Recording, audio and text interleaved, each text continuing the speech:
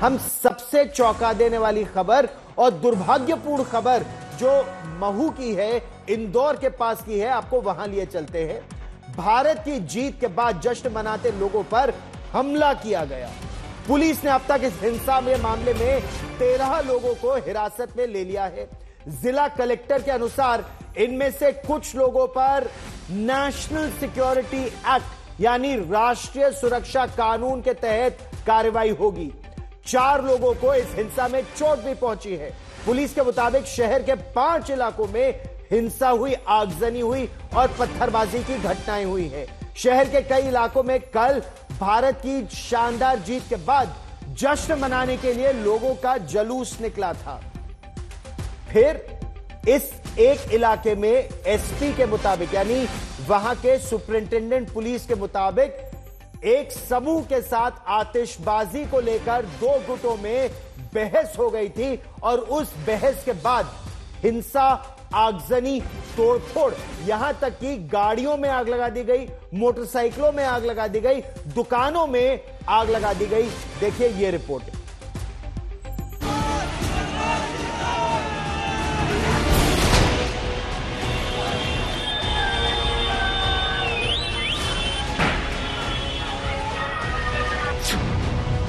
जीत के बाद निकली बाइक रैली।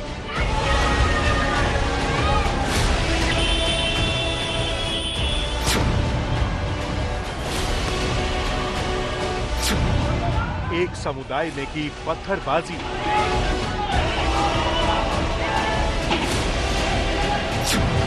कैमरे में कैद पत्थरबाज। बाइक में तोड़फोड़, दुकानों, वाहनों में लगाई आग।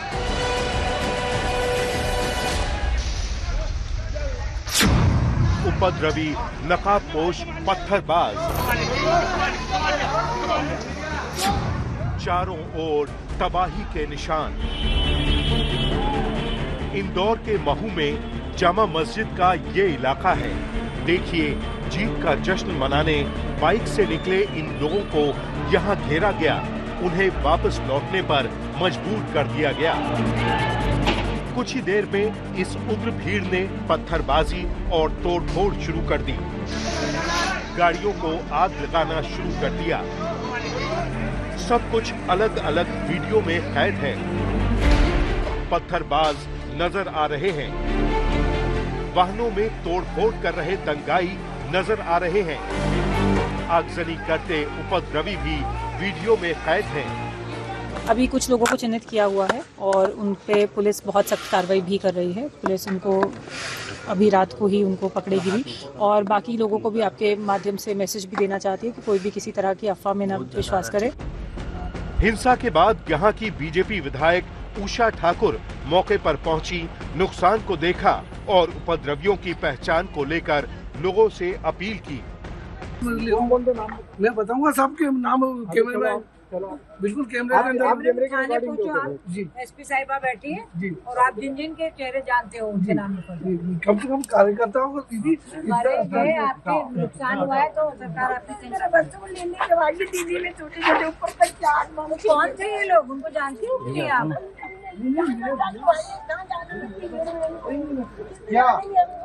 जानना तो पड़ेगा।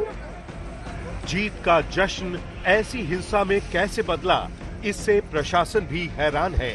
आखिर भारत की जीत से एक समुदाय के कुछ लोग इतने परेशान क्यों हुए? प्रतिमा के पास जीत का जश्न मना रहे थे और इसी बीच राष्ट्रद्रोही ताकतों ने जो हरकत की वो अक्षम्य है। ये वीडियो देखिए जो अब पुलिस प्रशासन के पास भी है और विधायक के भी पास है। इसमें नजर आ रहे उपद्रवियों को दी गई चेतावनी सुनिए। वीडियो में जो दिख रहे हैं, कठोर कार्रवाइयां होगी, रासुका लगेगी और इनको बिल्कुल बख्शा नहीं जाएगा। ये राष्ट्रद्रोही ताकतें अपना दिल दिमाग ठिकाने से रखें। और अब सुनिए सिर उठाने वालों का हश्र क्या होने वाला है। कि अब यहाँ कोई बंडा बस्ती हो, हैदराबादी बस्ती हो, जामा मस्जिद हो, एक क्षेत्र से भी यदि सिर उठा कठोर सबक सिखाने की ताकत सरकार रखती है। देशद्रोही कोई हरकत यहाँ बर्दाश्त नहीं। पूरी रात इन उपद्रवियों ने हिंसा और आगजनी को अंजाम दिया। सुबह कई दुकान, वाहन जले पड़े थे। वहीं शीतला माता मंदिर के सामने भी पत्थरों का ढेर नजर आया। मैं कहूंगा कि अभी कुछ नहीं कहा जा सकता है। जो भी परिस्थितियां निर्मित हुई हैं, जिस तरीके से चीजें हुई हैं, वो सब पड़ताल के बाद पता चलेगा। अभी शांति स्थापित करने पे हम लोग ध्यान दे रहे हैं। जो लोग भी जिम्मेदार होंगे, किसी को छोड़ा नहीं जाएगा, सब पे कार्रवाई की जाएगी। ये मिली जुली आबादी वाला इलाका है। यहाँ शीतला माता का मंदिर भी है और हिंदू भी अच्छी संख्या में रहते हैं। हिंसा के बाद उनकी दुकानें जला दी गईं, गाड़ियों को जला दिया गया या उनमें तोड़फोड़ की गई। 4-5 स्पॉट्स हैं जो शहर के मध्य में, जहाँ पे पथराव की घटना हुई। इनकी तरफ से हुआ ये पूरा असर्टन किया जा रहा है अभी, और जो है वो पूरा यहाँ पे दोनों तरफ से पथराव हुए हैं, और इसमें अभी हम लोग आगे भी पूरे FIR करेंगे। जितने भी लोग इसमें जिम्मेदार हैं उन पर कार्रवाई की। मुस्लिम पक्ष का आरोप है कि जश्न मनाने निकले हिंदू पक्ष ने मस्जिद की तरफ सुतली बम फेंका। अब तक कोई तस्वीर या वीडियो सामने नहीं आया है जिससे इसकी तस्दीक हो, लेकिन यहाँ जली दुकानें और घरों में हुई तोड़फोड़ उपद्रवियों की कहानी बयान कर रही है। धर्मेंद्र कुमार, महू, आज तक। सबसे बड़ा सवाल तो ये उठता है, भारत की टीम जीती है, भारत की टीम ने न्यूजीलैंड को हराया है, चैंपियंस ट्रॉफी में ऐतिहासिक जीत। और अगर आप पूरी ट्रॉफी देखें, एक मैच भारत नहीं हारा है और पूरी टीम मिलकर लड़ी है, भारत ने मिलकर समर्थन किया है। तो भारत के अंदर कुछ लोगों को जीत पर आपत्ति क्यों? महू के पत्ती बाजार चौराहे पर जो पत्थरबाजी हुई, उसमें एक 80 वर्ष की महिला घायल हो गई। अब उनके परिवार का आरोप यह है कि उपद्रवियों ने देश विरोधी नारे लगाए, कहा कि अपने इष्ट देवों को बुला लो, तुम्हारी गाड़ियां जल रही हैं, तुम्हें कौन बचाएगा। इस तरह की बातें भी वहां पर हुई। लेकिन सबसे बड़ा प्रश्न यही, भारत की जीत पर किसी को आपत्ति भारत के अंदर कैसे हो सकती है? सुनिए। बोल भी रहे थे उन लोग पत्थर फेंकते टाइम वो बोल रहे थे वहाँ कि राम को बुलाओ, और वो ये कहते जा रहे थे कि अब आग लग रही है गाड़ियों में, अब बुलाओ तुम्हारे राम को, अब बुलाओ राम भगवान को। 1 से 1.5 घंटा पूरा पथराव चला है सर। उस 1 से 1.5 घंटे में 1 मिनट भी पथराव बंद नहीं हुआ है। तो उस वक्त क्या महसूस हो रहा था? आप लोग बहुत मतलब आपको लग रहा था कि अब बहुत फंस गए हम लोग, और मतलब उस वक्त क्या स्थिति बन रही थी? 1.5 से 2 घंटे पथराव चला। उस समय कोई पुलिस उस पूरे दौरान नहीं थी। 1.5 से 2 घंटा कंटिन्यूस एक पुलिस भी नहीं थी। आग लगाई जा रही थी, गाड़ियों को जला दिया, नीचे मेडिकल शॉप्स को जला दिया।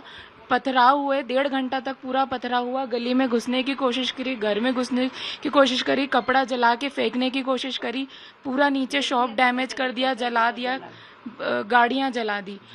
इस पूरे दौरान 2 घंटे में एक पुलिस वहां पे अवेलेबल नहीं थी। अब प्रश्न यही कि उस समय पुलिस थी कहां? क्या पुलिस को नहीं मालूम था कि इस तरह की हिंसा हो सकती है? क्यों नहीं डिप्लॉयड थी पहले भी? खैर, हम आपको दिखाते हैं एक दिन की तस्वीरें, उस समय की तस्वीरें भी हम आपको दिखाएंगे। लेकिन इस समय मेरे सहयोगी रवीशपाल सिंह हमारे साथ जुड़ गए हैं सीधे मध्य प्रदेश से। रवीश, भारत की जीत पर, और यही प्रश्न हम आज तक पर लगातार उठा रहे हैं, भारत की जीत पर किसको आपत्ति हो सकती है? क्यों हुई आपत्ति? क्या प्रारंभिक जानकारी मिल रही है कि अब प्रशासन ये कह रहा है कि हम रासुका लगाएंगे, राष्ट्रीय सुरक्षा कानून लगाएंगे? पहले क्यों नहीं वहां मौजूद थे प्रशासन के लोग? जी बिल्कुल, ये गंभीर सवाल खड़े हो रहे हैं प्रशासन के ऊपर, क्योंकि जिस जगह पे ये पूरा उपद्रव हुआ था, जब इस उपद्रव की शुरुआत हुई थी, हम आपको बता दें कि इस पूरे उपद्रव में सबसे पहले जो बात निकल के सामने आ रही है वो ये है कि जो जगह थी जहां पर ये उपद्रव हो रहा था, वहां पर पुलिस ने बैरिकेड पहले किए थे जब भारत और पाकिस्तान का मैच हुआ था। लेकिन आज जब यहां पे हम पहुंचे हैं तो इनका कहना है कि यहां पे कल जब भारत और न्यूजीलैंड का मैच हुआ तब ये बैरिकेड नहीं लगाए गए, क्योंकि शायद प्रशासन को ये मालूम नहीं था कि यहां पर से जब जुलूस गुजर रहा है जिसकी मनाही है। हालांकि इनका कहना था कि जब रमजान की शुरुआत में प्रशासन ने बैठक की थी हिंदू और मुस्लिम समुदाय के साथ बैठ करके, तो उस समय तय किया गया था कि शहर के कुछ ऐसे इलाके होंगे जहां से किसी तरीके का कोई जुलूस नहीं निकाला जाएगा, और उसमें से एक जगह ये भी थी।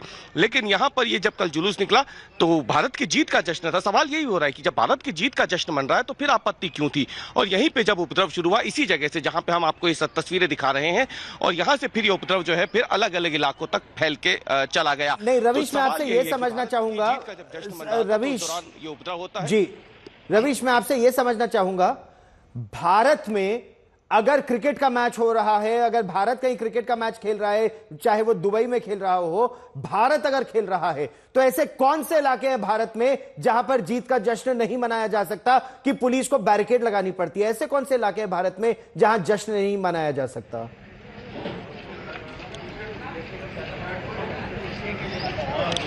जी बिल्कुल, यही सवाल हमारा भी था शहर काजी साहब से, तो उनका भी यही कहना था कि भारत की जीत से आपत्ति नहीं थी। मतलब जब यहाँ से कुछ लोग गुजरे तो आरोप लगाया गया है कि उन्होंने मस्जिद की तरफ जो है पटाखे फेंके थे, और इसके बाद जो यहाँ पे नमाज पढ़ने लोग पहुंचे हुए थे उनके साथ उनका विवाद शुरू हुआ, और इसके बाद ये मामला बढ़ता चला गया। ये आरोप है लगाए गए हैं शहर काजी की तरफ से, जिन्होंने थोड़ी देर पहले आज तक से बात भी की है, और उनकी तरफ से ये आरोप लगाए गए हैं। जबकि दूसरा पक्ष ये कह रहा है कि वो यहाँ से अपना विजय जुलूस निकाल रहे थे, उस दौरान मस्जिद की तरफ से पथराव हुआ। तो आरोप प्रत्यारोप दोनों तरफ से लगाए जा रहे हैं यहाँ पर, और दोनों पक्षों की तरफ से गंभीर आरोप लगाए गए हैं। फिलहाल पुलिस अब तैयारी कर रही है उन संदिग्धों की पहचान करने की, जिन्हें पहचान करके उनके खिलाफ कार्रवाई करते हुए उन पे फिर रासुका की कार्रवाई की जाए। लेकिन सवाल अभी भी यही है कि यहाँ पर प्रशासन की तरफ से, क्योंकि आरोप हिंदू पक्ष की तरफ से लगाए गए हैं कि प्रशासन 1 घंटे बाद पहुंचा, पुलिस 1 घंटे बाद पहुंची, तब तक काफी घटनाक्रम घटित हो चुका था, आगजनी हो चुकी थी, पथराव हो चुका था, तोड़फोड़ हो चुकी थी। रहिए मेरे साथ, जैसा मेरे सहयोगी रवीश पाल सिंह बता रहे थे कि उन्होंने शहर काजी से भी बात की और शहर काजी से भी पूछा कि आखिर इस हिंसा के लिए जिम्मेदार कौन है। सुनिए शहर काजी का क्या कहना था। कल चूंकि इंडिया की जीत का जश्न था, जो हकीकत में हमारे लिए भी जश्न था, लेकिन इस जश्न के लिए आप शहर के किसी भी कोने में और गली मोहल्ले में कहीं पे भी आप जा सकते हैं, कोई हर्ज नहीं है। लेकिन शासन प्रशासन को थोड़ी सी निगरानी होना थी, वो नहीं हो पाई, या जो 1-2 नौजवान मुझे बाहर निकलने पर मिले हैं वो पर्याप्त मतलब मौजूद नहीं था, तो जिससे उपद्रवी को मौका मिल गया मस्जिद के लिए बदतमीजी करने का या मस्जिद के साथ किसी तरह का मामला करने का। एक धार्मिक स्थल है और जिसको भी इसमें आस्था होगी, और जरूरी नहीं है कि मुसलमान को ही मस्जिद में आस्था हो, किसी नॉन मुस्लिम को भी मस्जिद में आस्था होती है, दरगाह में आस्था होती है, तो जिसको भी आस्था होगी उसको तकलीफ पहुंचती है। तो ये उपद्रवियों ने कुछ काम कर दिया। कई ऐसे भी वीडियो सामने आए हैं जिसमें मुस्लिम समाज के लोग जो हैं वो पथराव करते हुए दिख भी रहे हैं, उस पर आप क्या कहेंगे? आप कह रहे हैं कि ये आपने भी तस्वीरें देखी और आप भी मानते हैं कि दोनों जगहों से उपद्रव हुआ?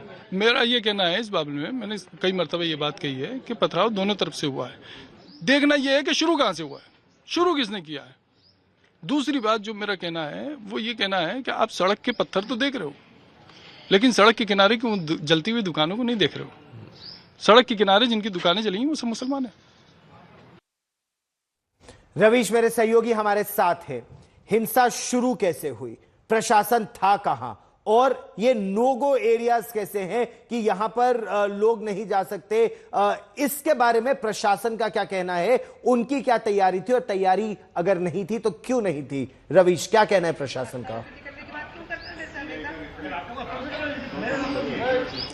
देखिए प्रशासन तो अभी जहां तक हम बात कर रहे हैं, हम तकरीबन दिन भर से आज हम महू पे हैं, लेकिन प्रशासन की तरफ से अब तक मीडिया से किसी भी तरीके का कोई साक्षात्कार या वार्तालाप जो है इस घटना को लेकर के नहीं हुआ है। प्रशासन की तरफ से इतनी जानकारी दी गई है कि 13 संदिग्धों को हिरासत में लिया गया है और पहचान की जा रही है, जिनके खिलाफ सबूत मिलते जाएंगे ऐसे लोगों के खिलाफ रासुका की कार्रवाई की जाएगी।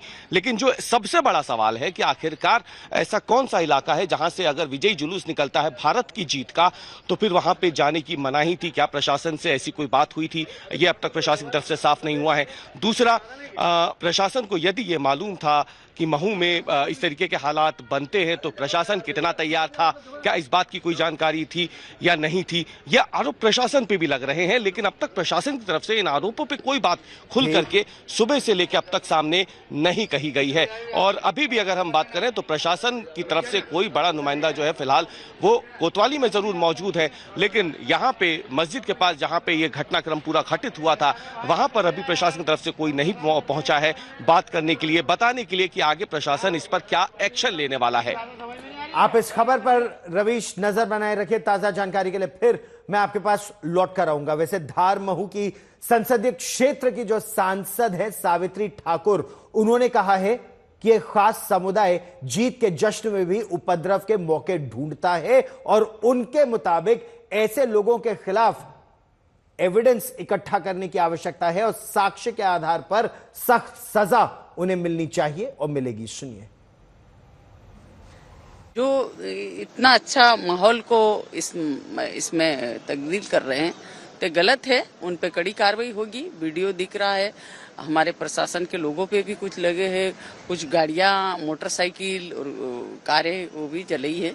तो उसके लिए कोई ऐसे असामाजिक तत्व होते हैं जो इसे मौके के फायदा उठा के हमारे शासन को बदनाम करने का षड्यंत्र जो रच रहे हैं, उनके ऊपर कार्रवाई होना चाहिए।